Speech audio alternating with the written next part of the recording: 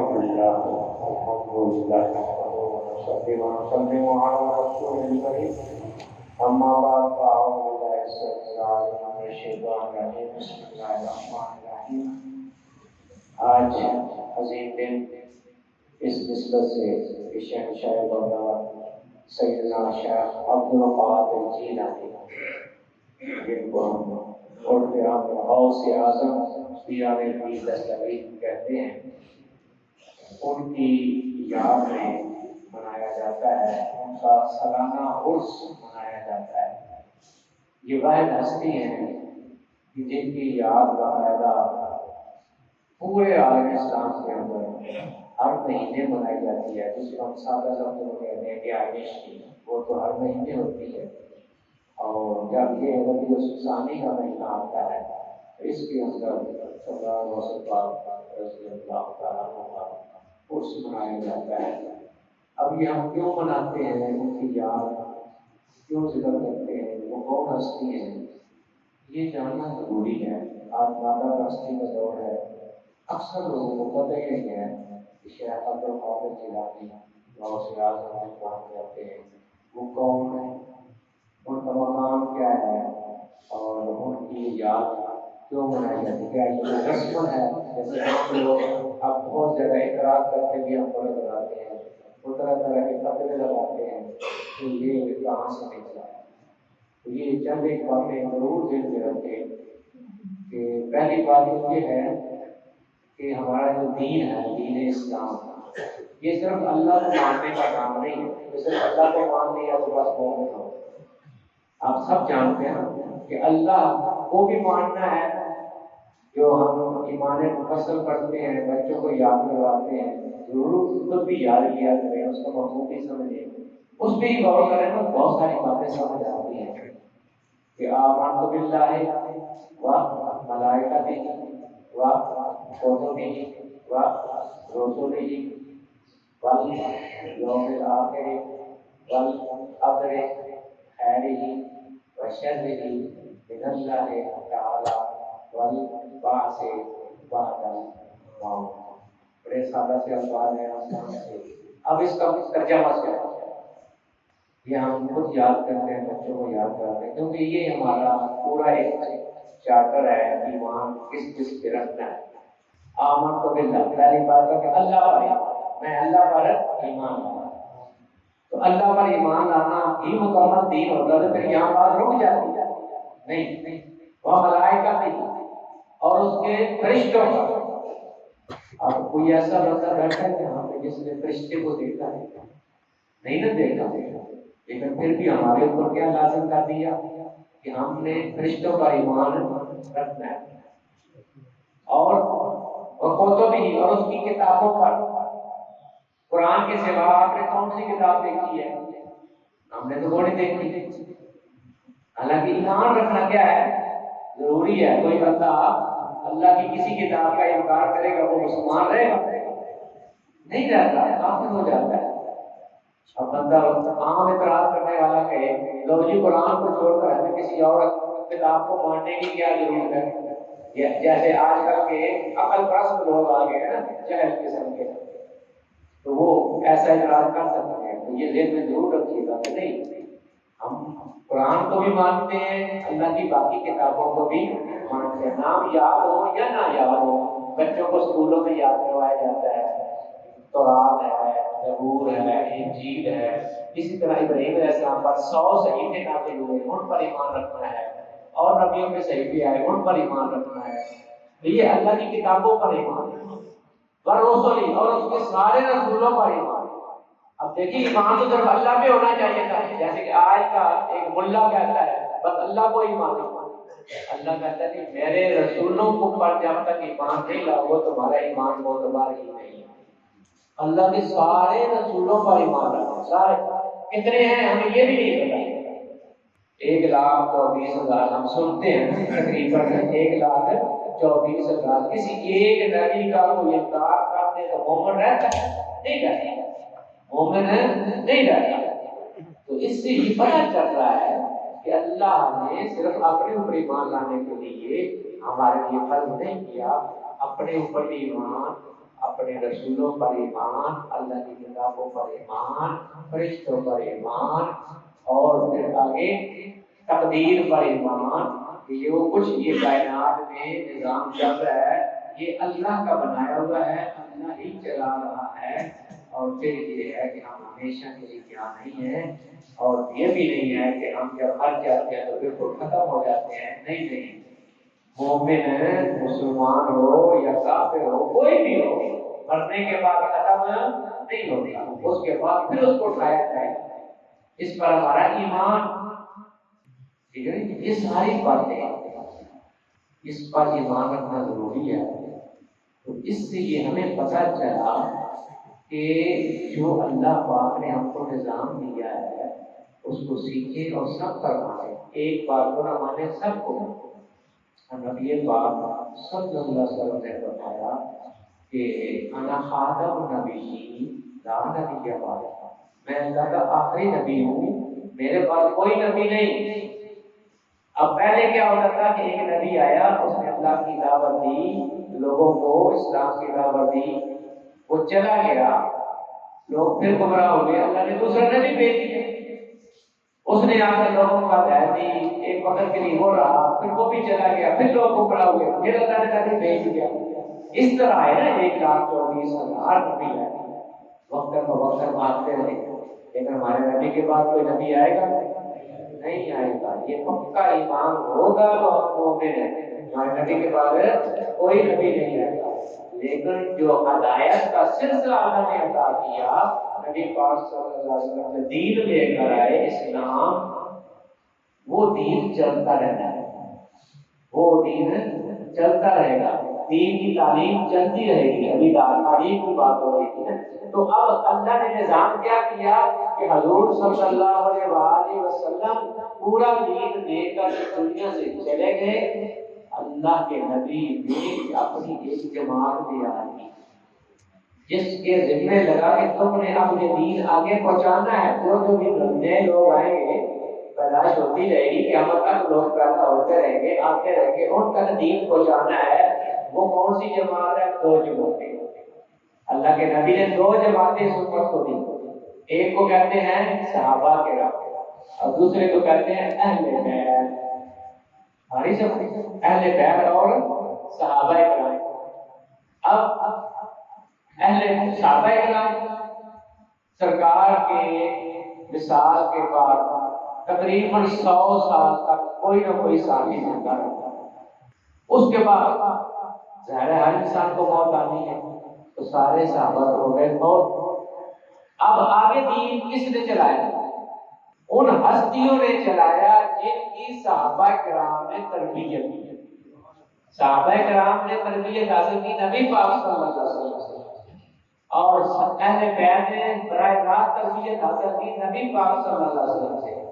تو جب سرکار تشریف لے گئے، انہوں نے آگے مسلمانوں کو دین کی تعلیم بھی دی اور غیر مسلموں کو دین سکھایا، کلمہ پڑھایا، دار اسلام میں داخل کیا۔ جب وہ لوگ چلے گئے، صحابہ کرام اور اہل بیت کا سلسلہ تو جاری رہا، آگے بھی سمجھ، اہل بیت کا سلسلہ جاری رہا، وہ اپنی جو اولاد آتی گئی اس کے ذمہ یہی کام تھا کہ دین سکھانا ہے، اپنے نانا کا دین سکھانا ہے، اور صحابہ کرام نے اور اہل بیت نے مل کر جس جماعت کو تیار کیا دین سکھانے کے لیے، اس جماعت کو کہتے ہیں اولیاء اللہ، اللہ کے ولی۔ اب بدقسمتی یہ ہے کہ آج کے دور میں وہ لوگ جو بظاہر کلمہ پڑھنے والے ہیں، مومن کہلاتے ہیں، داڑیاں رکھی ہیں، اپنے آپ کو عالم دین کہتے ہیں، لیکن ان کے دل کے اندر ان اللہ کے ولیوں کی دشمنی بیٹھ گئی۔ وہ کہتے ہیں چھوڑو جی، اللہ کے ولیوں کو کیا ماننا ہے، اللہ کو ہی مانو۔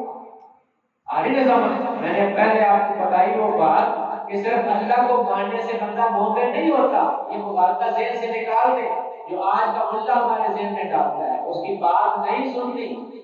اللہ کو ماننا ہے، اللہ کے رسولوں کو ماننا ہے، نبی پاک صلی اللہ علیہ وسلم کو ماننا ہے، صحابہ کرام کو ماننا ہے، اہل بیت کو ماننا ہے، جن کی انہوں نے تربیت کی ان کو ہم اولیاء اللہ کہتے کہتے ہیں ان کو ماننا ہے جن کی شان میں نبی پاک صلی اللہ علیہ وسلم فرمایا کہ میری امت کے لیے جو علماء حق ہیں یہ ایسے ہیں جیسے بنی اسرائیل کے نبی ہوتے ہیں۔ اتنی شان بیان کی نبی پاک صلی اللہ علیہ وسلم نے کہ ایک طرف ہے نبی جن کی بڑی اونچی شان ہے، سرکار نے فرمایا میری امت کا جو ولی ہے وہ بنی اسرائیل کے نبیوں جیسا ہے۔ اس کی بہت ساری مثالیں آپ کو ملتی ہیں۔ قرآن کو پڑھیں اور ہم اپنے اولیاء اللہ کو دیکھیں تو ہمیں یہ باتیں ملتی ہیں کہ قرآن بتاتا ہے کہ جس علاقے میں نبی جاتا لوگ گمراہ ہو چکے ہوتے، بتوں کی پوجا کرتے ہوتے، برائی ان کے اندر طرح طرح کی پائی جاتی، وہ ان کو سمجھاتا، دین سکھاتا، اللہ کا پیغام پہنچاتا ہے، ان کے دل کے اندر ایمان داخل کرتا ہے، وہ مومن بن جاتے، برائیاں ختم ہو جاتی۔ یہی نبیوں کا کام ہوگا۔ جب ہم اولیاء اللہ کا ذکر کرتے ہیں، سنتے ہیں نا، پڑھتے ہیں، پتہ چلتا ہے کہ شہنشاہ بغداد جن کا آج ہم ذکر کر رہے ہیں غوث اعظم رضی اللہ تعالیٰ عنہ، ان کی یہ شان کہ جب انہوں نے بغداد کے اندر تدریس شروع کی، پڑھانا شروع کیا، یہ ایسے ولی ہیں جو ظاہری سارے علوم جانتے تھے، باطنی بھی جانتے تھے۔ روزانہ 13 علوم، 13 علم، یوں سمجھے کہ جس طرح سبجیکٹ ہوتے ہیں نا اسکول کے، کالج کے، یونیورسٹی کے اندر پڑھایا جاتا ہے، وہ مختلف سبجیکٹ پڑھتے ہوتے ہیں۔ اسی طرح یہ دین اسلام جو ہے اس کے سبجیکٹ ہے الگ الگ۔ قرآن الگ سبجیکٹ ہے، حدیث الگ سبجیکٹ ہے، قرآن الگ سبجیکٹ ہے، فقہ الگ سبجیکٹ ہے۔ اس طرح ہمیں تو نام بھی نہیں آتے، 13 ایسے سبجیکٹ سرکار غوث پاک روزانہ پڑھاتے ہیں۔ 13 یعنی 13 پیریڈ پڑھاتے تھے روزانہ سرکار غوث پاک۔ اتنا علم تھا آپ کے پاس کہ اب آپ جیسے کہ سن رہے تھے کہ قاری صاحب ایک نام پر قاری صاحب ہیں، بہت بڑا ان کے پاس قراءت کا علم ہے۔ سرکار غوث پاک وہ ہیں جن کے پاس 14 قراءت ہے، 14 طریقے سے قرآن پڑھ سکتے تھے، 14 طریقے سے۔ آج آپ کو 7 طریقوں سے پڑھنے والا بھی نہیں ملتا صحیح طریقے سے۔ تو آسان کیا 3 طریقے سے پڑھنے والا نہیں، یہ حال ہو گیا اس وقت۔ تو آپ 14 طریقوں سے قرآن پڑھتے تھے اور سکھاتے تھے، تعلیم دیتے تھے۔ اسی طرح قرآن پاک کی تفسیر، اس کا علم اتنا علم تھا، اس وقت کے جتنے بڑے بڑے علماء جو تھے وہ بھی آپ کے آپ کا شاگرد بنے، سب سے بڑے عالم آپ تھے۔ فتویٰ کے لحاظ سے علم فقہ مسئلہ پیش آ جاتا ہے، یہ مسئلہ اس کا کیا حل ہے، تو سرکار غوث پاک کو واحد ہستی ہے کہ اپنے دور کے اندر آپ سے بڑا کوئی فقہ اور فتویٰ دینے والا نہیں، سب سے زیادہ علم آپ کے پاس ہے۔ یہ علم ظاہری علم اور اس کے ساتھ باطن علم کیا تھا کہ لوگ سے کو فاجر مان چکے تھے، فرقے بن چکے تھے، مناظرے ہوتے تھے، لڑائیاں ہوتی تھی مولویوں کی، قرآن کی طرف کوئی نہیں آ رہا تھا، حدیث کی طرف کوئی نہیں آ رہا تھا، فلسفہ تھا، منطق تھی، مناظرہ تھا، اس طرح۔ اور معاشرے کے اندر فسق و فجور تھا، شراب، زنا، برائیاں تھیں، بادشاہ بگڑے ہوئے تھے، عیاشیوں میں لگے ہوئے تھے بادشاہ حکمران۔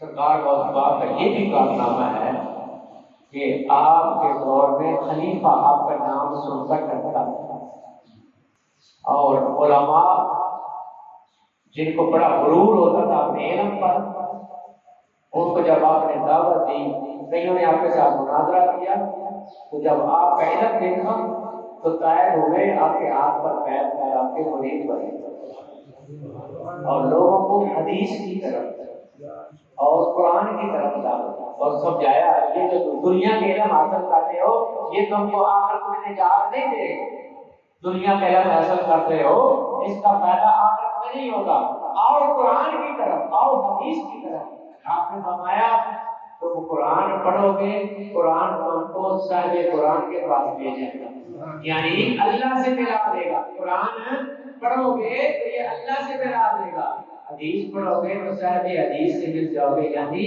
سرکار صلی اللہ علیہ وسلم کی زیارت ہو جائے گی، سرکار کی بارگاہ میں پہنچ جاؤ گے۔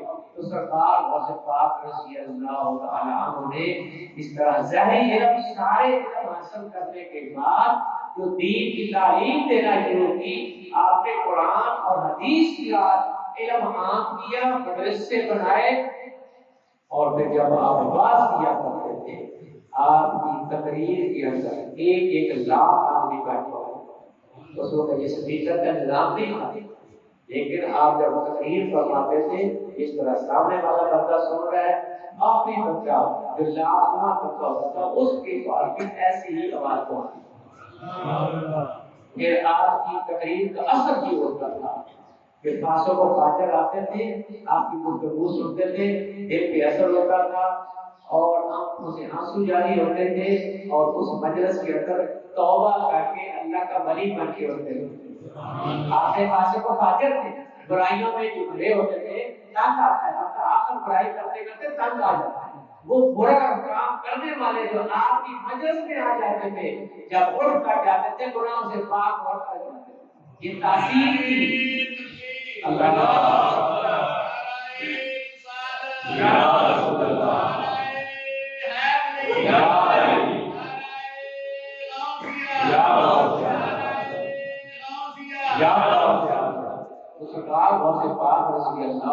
کی مجلس کے اندر ہندو بھی جاتے تھے، سکھ بھی جاتے تھے، عیسائی بھی جاتے تھے، اور بڑے بڑے دور سے لوگ آتے تھے، یہودی جاتے تھے، ماسر پاچک جاتے تھے۔ آپ کی ہر مجلس میں کوئی نہ کوئی بندہ آپ کے ہاتھ پر مسلمان ہوتا ہے، اسلام یہ کرتا ہے۔ آپ خود فرماتے ہیں کہ چار ہزار جو لوگ ہیں غیر مسلم وہ آپ کے ہاتھ پر نہیں مان، اور یہ جو تھا ظاہری سلسلہ، جو روحانی تھا جس کی وجہ سے آپ کی شہرت ہے، وہ ہے آپ کا روحانی علم۔ روحانی علم ایک ہے ظاہری علم، آج سوال ہے ہم تو ظاہری علم ہی نہیں سیکھ رہے، ہمارے پاس تو کیا ہے، یہ دنیا کی معلومات ہے، اس کے علاوہ تو ہمیں کچھ نہیں پتا، قرآن کسی آیت کا ترجمہ ہم کو نہیں آتا، قرآن کو صحیح پڑھنا نہیں آتا، حدیث کا ہمیں کچھ پتہ ہی نہیں ہے کہ کتنی حدیث کی کتابیں ہیں، سرکار کے کتنے فرمان ہیں، عام لوگ کہاں پڑھتے ہیں، علماء کو بھی نہیں پڑھتے، چند علماء جو ہوتے ہیں تقریریں سیکھ لیتے ہیں، تقریریں کرنے شروع کر دیتے ہیں۔ یہ پورا ایک علم ہے، قرآن ہے، حدیث ہے، یہ جو علم ہے اس کے علاوہ جب ایک بندہ دن میں روزہ رکھتا ہے، راتوں کو اللہ کی عبادت کرتا ہے، تو اس کی جو روح ہے اس کو علم حاصل ہونا شروع ہو جاتا ہے۔ یہ ہے ذہنی حواس سے علم حاصل کرتا ہے، اور ایک کیا ہے، روح سے علم حاصل کرتا ہے، روح سے علم حاصل کرتی ہے، یاد رکھیں، روح سے علم حاصل کرتی ہے۔ اب یہ جو روحانی علم ہوتا ہے یہ ہمیں کیا پتا ہے اس کا، یہ تو یہی لوگ جانتے ہیں کہ جن کے اندر پاک ہو جاتے ہیں، اندر روشنی آ جاتی ہے، جب اندر روشنی آتی ہے تو پھر یہ ساری دنیا اس بندے کے آگے ایسے ہو جاتی ہے جیسے ہم چیزوں کو دیکھ رہے ہیں، وہ اپنی دل کی آنکھ سے اس کائنات کو دیکھتے ہیں، ان سے کوئی چیز چھپی ہوئی نہیں رہتی، اور ان کے پاس وہ طاقتیں ہوتی ہیں کہ جو بندہ ذہنی طور پر نہ کر سکتا ہے نہ سمجھ سکتا ہے۔ جس طرح کے ہم قرآن پاک کو پڑھتے ہیں تو قرآن مجید میں آصف بن برقیہ سیدنا سلیمان علیہ السلام کے جو وزیر تھے، ان کے ہاتھ کو انہوں نے بیعت کی تھی، ان کا واقعہ ملتا ہے۔ آج کا ملا محمد علی نجیب کے جیسا اگر ہم اس کو کوئی ولی کی کرامت سنائیں تو وہ مذاق اڑاتا ہے، تو لیکن ویسے کہتے ہیں نا کہ ایک شخص نے امریکہ میں پڑی ایک چیز جو ہے وہ آنکھ چھپنے سے پہلے اٹھا کر یہاں پیش کر دی، وہ کیا کرے گا، مذاق اڑائے گا۔ آج برکت کا دور ہے نا، ایسا فطروں کا دور ہے، فساد کا دور ہے، لیکن جب ہم یہ کہتے ہیں قرآن یہ کہتا ہے، قرآن کے اندر موجود ہے حضرت سلیمان علیہ السلام اللہ کے نبی بھی ہیں، بادشاہ بھی ہیں، حاکم وقت ہیں، حکمران ہیں، ان کو ملکہ بلقیس کے تخت کی ضرورت پڑی، چھوٹی سی چیز نہیں ہے، تخت ہے جو 80 من وزنی ہے، 40 گز چوڑا ہے، اس کے محل کے اندر پڑا ہے، کمرے کے اندر پڑا ہے، لیکن آپ فرماتے کون ہے اس تخت کو لائے؟ قرآن کہتا ہے آلہ کی کری تو پھر جن، ایک بہت بڑا دیو ہے، جن نے کہا کہ آپ کی یہ مجلس ختم ہونے سے پہلے میں لا سکتا ہوں، آپ فرماتے ہیں مجھے جلدی چاہیے. پھر قرآن کہتا ہے اور کتاب، ایک ایسا شخص کھڑا ہوا جس کے پاس کتاب کا کچھ علم تھا، کتاب کا کچھ علم. اس نے کہا آپ اپنی آنکھ بند کریں، کھولنے سے پہلے لا دیتا ہوں. یہ ہے اللہ کے ولی کی شان. میں نے حدیث پاک بیان کی، سرکار نے فرمایا کہ میری امت کے جو ولی ہیں یہ بنی اسرائیل کے نبیوں جیسے ہیں، نبیوں جیسے ہیں. تو ان نبیوں کے ولی کی یہ شان کہ وہ آنکھ جھپکنے سے پہلے ہزاروں میل دور ایک تخت پڑا ہے، اس کو لا کر سلیمان علیہ السلام کے دربار میں پیش کر دیا. جو نہ مانے وہ کافر، کیونکہ یہ قرآن کے اندر موجود کتنی ہی آیات کے اندر ہے. یہ تو اس ولی کی شان ہے. تو سرکار کے امت کے جو ولی ہیں ان کی کیا شان ہوگا. تو اگر ہم سرکار غوث پاک کے حوالے سے یہ بتائیں کہ 12 سال کے بعد وہ جو دریا میں بیڑی ڈوب گئی تھی اس کو آپ نے ترا دیا، تو ہماری عقل نہیں مانتی تو ہم انکار کر دیں. تو عقل تو وہاں پہ بھی نہیں مانتی کہ آپ جھپکنے سے پہلے ایک تخت آ جاتا ہے ہزاروں میل دور سے، تو کیا اس کا انکار کریں؟ انکار کریں گے تو کافر ہوں گے. اسی طرح یہ بات اگر قرآن میں نہیں آئی، اس کی مثال موجود ہے، یہ بھی اللہ کے بندے نے کیا ہے، اس کا انکار کرنے والا بھی فاسق و فاجر ہو جاتا ہے. ایسے بندے کے پاس وقت بیٹھے ہیں کہ جس کا یہ ابد عقیدہ ہو کہ غوث پاک تو کچھ شے ہی نہیں ہے، اللہ کے ولی کچھ شے ہی نہیں ہے. یہ بدبخت فاسق لوگ ہیں، بدکار لوگ ہیں، گمراہ لوگ ہیں. یہ مرزا قادیانی اسی طرح کے لوگ ہیں جن سے اپنے ایمان کو بچائیں، اپنے آپ کو بچائیں. سرکار غوث پاک رضی اللہ تعالی عنہ اور دیگر اولیاء اللہ ہو، اللہ نے ان کو باطنی جو علم عطا کیا ہوتا ہے اس علم کی روشنی میں وہ ایسے ایسے کام کرتے ہیں جس کو ہم کرامت کہتے ہیں. ہزار کرامتیں ان اللہ کے ولیوں کے ہاتھ سے اللہ ظاہر کرتا ہے. یہ طاقت اللہ نے ان کو دی ہوتی ہے. جب تک وہ اللہ کا ولی نہیں بنتا کچھ نہیں ہو سکتا. جب وہ اللہ کا ولی بنتا ہے اللہ یہ ان کو طاقتیں عطا کرتا ہے. تو سرکار غوث پاک کا معمول تھا کہ ہر مہینے سرکار کی 12ویں کو میلاد مناتے تھے. وہ میلاد اتنا مشہور ہوا اور اللہ کے رسول کی بارگاہ میں مقبول ہوا کہ سرکار غوث پاک جب دنیا سے تشریف لے گئے تو لوگوں نے 11ویں کو آپ کی یاد منانا شروع کر دیا. اس سے اب تک یہ سلسلہ جاری ہے، یہ قیامت تک رہنا ہے. سرکار کا ذکر بھی جاری رہے گا اور سرکار غوث پاک کا ذکر بھی جاری اور ساری رہے گا. کچھ قسمت ہیں جو اس ذکر کو کرتے ہیں، یاد مناتے ہیں اپنے دل میں اہل بیت کی محبت، صحابہ کی محبت، ان اولیاء اللہ کی محبت دل میں رکھتے ہیں. یہ ہمارے ایمان کی تقویت ہے. اللہ تعالی یہ محبت ہماری قائم رکھے. میں خوش آمدید کہتا ہوں عمران صاحب کو تشریف لائے.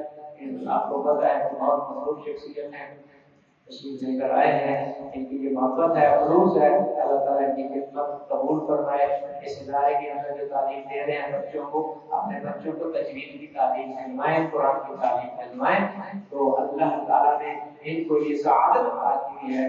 اللہ تعالیٰ نے یہ سعادت قائم رکھے، خلوص میں اور اضافہ کرے. اسی طرح قرآن کی خدمت کرتے رہیے، بہت بڑی خدمت ہے. یہ سرکار غوث پاک آئی اللہ نے بھیجا ہی قرآن کی خدمت اور حدیث کی خدمت کے لیے.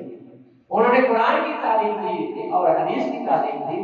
تو یہ آپ کا ہی جو ہے سلسلہ ہے سرکار غوث پاک کا، جو یہ قرآن کی تعلیم اور حدیث کی تعلیم ہے.